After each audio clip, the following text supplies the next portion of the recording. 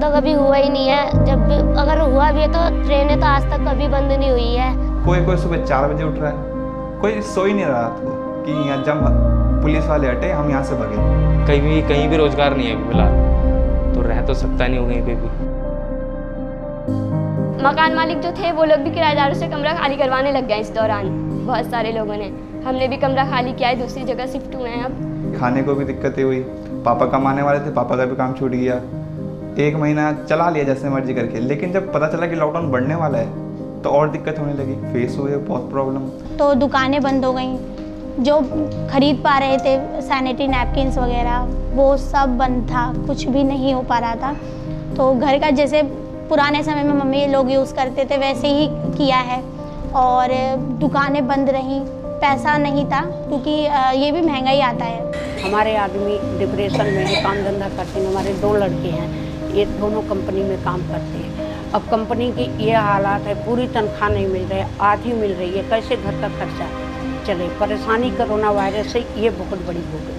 और करियर का मेरा ये था कि मैं कंप्यूटर का कर रही थी, तो मुझे कंप्यूटर का टीचर बनना था। अब मेरे को इस चीज़ की वजह से ना मेरा एग्ज़ाम हो पाया और ना मैं अपना मतलब करियर स्टार्ट कर पाई कि मेरे को इस चीज़ की कोचिंग भी लेनी थी कि टीचर बनने का कंप्यूटर का कैसे कोचिंग लेते हैं, वो कोचिंग भी नहीं ले पाई थी मैं। ऑनलाइन पढ़ाई चल रही है और हर किसी पे तो एंड्रॉयड मोबाइल होते नहीं है, और होते भी हैं तो किसी नेटवर्क नहीं आते कभी कभी। क्या है कि अब हम लोग जिस फैमिली में रहते हैं तो इतना नहीं है कि सबको एक फ़ोन दे सकें घर वाले, तो एक ही फ़ोन है घर में, 4 भाई बहन हैं, तो अब कौन काम करेगा। तो घर में थोड़ा लड़ाई झगड़ा भी चालू हो गया कि ये मेरा टाइम है, मैं करूँगा।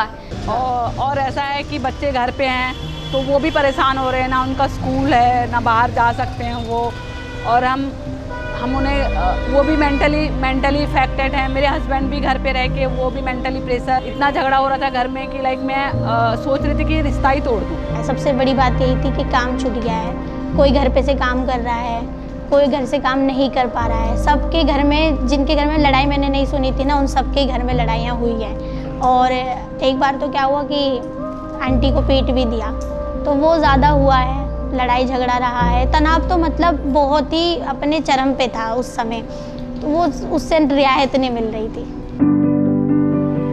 तो फिर जो हम यूथ थे ELC सेंटर के, हमने मीटिंग रखी थी।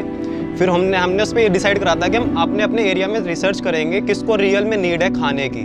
उसके बाद फिर हम लोगों ने बालीगढ़ ट्रस्ट के साथ किचन मतलब रसोई घर चला था, उसमें भी हम लोगों ने जो बूढ़े बुजुर्ग लोग होते हैं उनकी भी बहुत सहायता की थी। सुंदरनगर निकलते हैं, बाज़ार में निकलते हैं तो किसी को मास्क नहीं पहना है, किसी ने सैनिटाइज़र या किसी ने अपनी दूरी नहीं बना रखी, तो उसको हम टोकते हैं। हमको हिम्मत रखनी कि भाई हमें आगे भी और सिचुएशन क्या पता फेस करनी पड़ जाए, तो हम लोग इस चीज़ से अब तो बिल्कुल हट चुके हैं कि हमें डर के रहना है। हम नहीं समझेंगे इस चीज़ को तो फिर नहीं हो पाएगा। तो पहले काम यूथ के साथ होगा, फिर हम जो हमारी जो सेना तैयार होगी फिर इन लोगों में काम करेंगे।